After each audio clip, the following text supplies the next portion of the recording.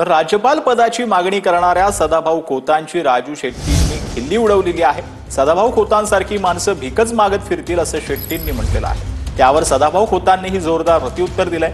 राजू शेट्टी तर बारामतीपर्यंत भीक मागायला गेले होते असं त्यांनी म्हटलंय।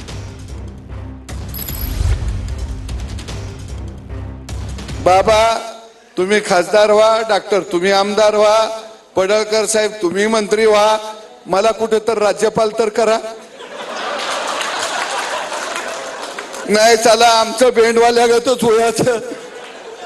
चांगलं गाणं पिपाणी वाजवायला लागलं की आजूबाजूचं गडी म्हणतील ऑन्स मोर, ते बी तटून वाजवतो जोरात चाललंय। अरे हे बंद पडलं का काय? ही आमची अवस्था आहे। म्हणजे माईकवाला बी साथ दिना झाला या। मला राज्यपाल करा असं वेगवेगळं म्हणजे असं वेगळं राज्यपाल तरी करा, नाहीतर मग मला अडगळीत पडण्याची वेळ येते। अशा या लोकांचा आणि जनसामान्यांच्या प्रश्नांचा आता कुठं सुतराम संबंध राहिलेला नाही, त्यामुळे ते असंच भीक मागत फिरतील।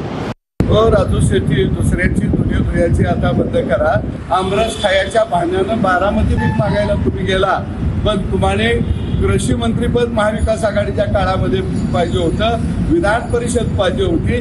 त्यावेळी तुम्हाला सुना लागला या हातकणंगले लोकसभा मतदारसंघातील जनतेनं तुमची डिपॉझिट जप्त केलेली आहे आणि तुम्हाला बेदखल केलेले आहे।